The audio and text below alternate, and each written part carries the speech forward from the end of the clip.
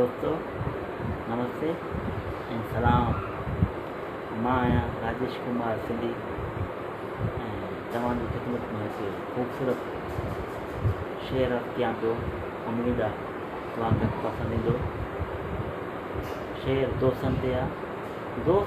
दोस्त जी बि जागीर हूंदा आहिनि। दोस्तनि खां बग़ैर दुनिया अधूरी लॻी पई आहे।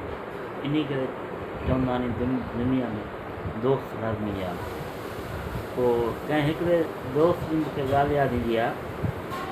उहो चए पियो, पहिरां असांखे ॾह रुपया न हूंदा, असां हिकिड़ी बाल ख़रीद कयूं। ॾाढा रुपया चंदो करे असां बाल ख़रीद करे गेम खेॾंदा हुआसीं। पर हाणे असां वटि पैसा त आहिनि, बाल बि आहे, पर असां गॾु खेॾण वारो कोई न आहे। दोस्तों गुज़िरियल वक़्तु कॾहिं वापसि न ईंदो आहे। तंहिं करे ज़िंदगी खे पल पल हर पल जीअण घुरिजे। पोइ इन सोच में मां बि हिकु दोस्तनि जे नाले ते ग़ज़ल ठाही आहे। उमेद आहे तव्हांखे पसंदि ईंदी। अॼु वरी मां ॻोल्हियां पियो नंढपण जूं ॿोलियूं। अॼु वरी मां ॻोल्हियां पियो नंढपण जूं ॿोलियूं।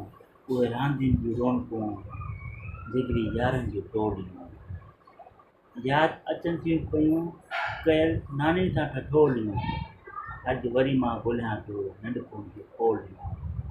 मूंखे न खपे जवानी जो जोबन बंगला ऐं माड़ियूं।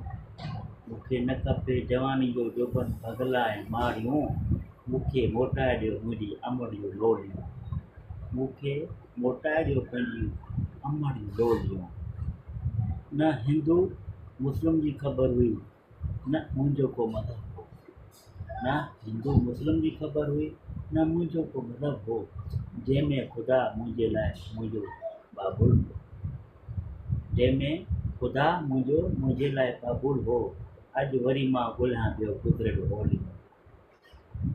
अॼु वरी मां ॻोल्हियां पियो नंढपण जूं ॿोलियूं। न को दुश्मन हो मुंहिंजो, न को सॼण हो। न को दुश्मन हो मुंहिंजो, न को सॼण हो। न पैसनि जी लालच, न दुनियादारी जो हुनर हो। न पैसनि जी लालच, न दुनियादारी जो हुनर हो। उहे बहारनि जूं मौसमियूं हवाऊं जूं छोड़ियूं। उहे बहारनि जूं मौसमियूं हवाऊं जूं छोड़ियूं। अॼु वरी मां ॻोल्हियां पियो नंढपण जूं ॿोलियूं। उमेद आहे तव्हांखे पसंदि आहे।